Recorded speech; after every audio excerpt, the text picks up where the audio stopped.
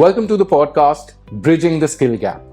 We have with us today, with a rich background that spans both the corporate world and academia, Ira Kumar brings over 15 years of experience to her role as Head of Placements and Associate Professor at SIES College of Management Studies.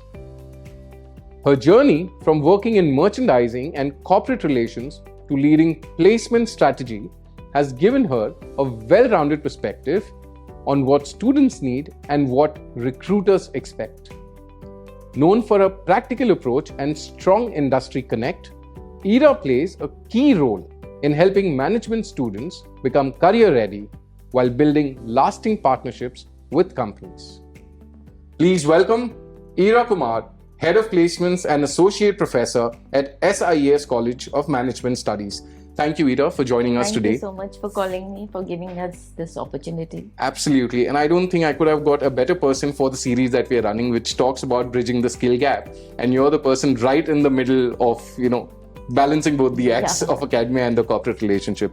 While we'll dig into the core aspect of the series, we'd like to understand a little about you, right? So you've moved from corporate roles to education. Can you briefly share or give us a glimpse into your professional journey from the time you started your career to where you are today, the decisions that you took, what motivated you to come to where you are? We'd like a glimpse of that. Sure. So, my background is I'm a MSc Physical Chemistry postgraduate. Wow. And post that, I started my journey as a textile technologist after doing a small postgraduate diploma in textile technology from New Delhi. Right. And then looking at my chemistry background, I was pursuing a textile technologist in a tie and dye, section of many companies. Right. And then I was placed into merchandising also because I had to connect with the people, industry, the clients to understand what are their needs, what kind of fabric they want us to manufacture, what kind of changes should come in there. Right. So, but this industry basically was more into exports where I was working, which required a lot of time to be spent in different, time zones. Like when I was working for Australia, the time zone was early morning. We had to start at 4 o'clock. True. Then when I switched to European timelines, then my day ended at around 12:30 in the night, or maybe sometimes later also. Right.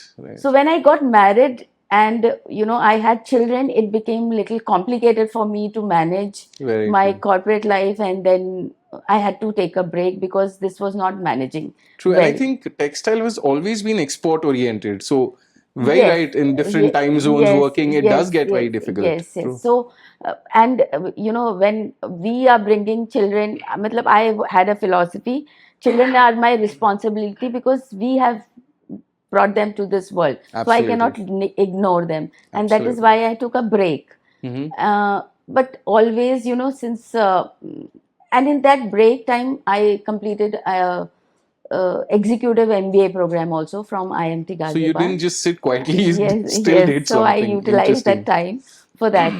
After doing the MBA program, in this education industry, I realized that only teaching is not what I can get from education. Looking and managing, balancing my personal and professional life and not sitting at home as a housemaker, I can join this industry where the hours may be stretchable, but then it will be within the limits of my needs. And I joined a institution as a placement in the placement and corporate relations department. I'm not a teacher because I wanted always to be connected to the corporate world. So I chose this role.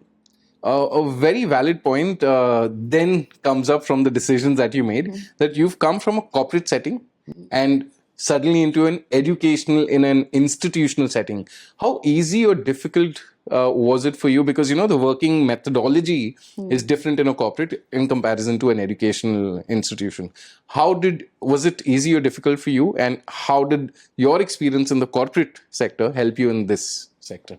So when we are working in corporate, we are very task oriented. Correct. And deadlines have to be met, and we have to work in teams. True. Various departments have to be. There is a cohort of department, and the work of every department is linked to others. True. So this culture, helps you to understand how you have to work in teams, how deadlines have to be met. And similar approach I took, when I joined this institution. Where I was, where I started my career, and I think it worked in my favor. Right.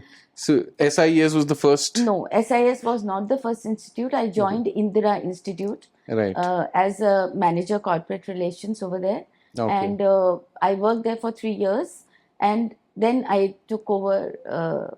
I got an opportunity in SIS, and right, and that's how the shift happened. shift. Interesting. So Ira, students today have a lot of exposure, but they lack clarity, right? And you become a very important person in the scheme of things here. How do you help students to get that clarity? So I would frame it some other way. They don't have exposure. They have a lot of information. Right. So information is what is the reason of lack of clarity. Right. Lot of information is there, but exposure comes with experience. Correct. Which is what they are lacking. So I feel ki once we give them exposure in a management program of internships, of projects, that clarity starts coming in. And the kind of program which is designed by any institute, not only SIS, that program is designed in a way where the students actually, when they are meeting people, there are corporate relations sessions. Right. There are a lot of people who are coming who have rich backgrounds. So that clarity keeps on coming to them, and that cloud fades away. Right. And then if they require some extra intervention also, then we have a mentorship program or one-to-one session wherever they require with corporates. There are a lot of alumni who would like to help us, who have rich experience in their corporate. So that is how the clarity comes in. True. Interesting. Now, there's a lot of misconceptions anyways in the education domain, right? But we'd like you to give us a clarity about what's the one misconception that students have about placement officers or faculty in general who help them get jobs. One big misconception, or maybe not misconception, that is their perception, that they are very pushy, they have to complete their targets, and that is why they are pushing us to jobs. Right. So that's what they believe, but they don't realize that at the end of the day, it's them who will benefit and not the placement officers. At some point of time, I'm not saying that they should just jump to jobs which are coming, but they have to realize what is their strength and what is their individual need. Right. What is their individual need we cannot fulfill. So based on the individual need, they should make a plan for themselves, and then only placement department is able to help them. True. Otherwise, and we also as a placement department are restrictive. We have constraints. Right. So what type of companies are coming to a particular campus is driven by a lot of things, what is happening in the market, what is our standing, our brand equity, and everything plays a big role in what kind of companies profile packages are going to come to a particular campus. Right. Not about us, any campus. So we cannot just keep on thinking this will happen to me as a student. Right. It is not going to happen to them. They have to make a plan to make it happen for them. Right. I think that's one big ambiguous area which we'll cover. So firstly, thank you for giving us a perspective about your professional journey and breaking some common myths. Sure. Thank you. Sure. Thanks.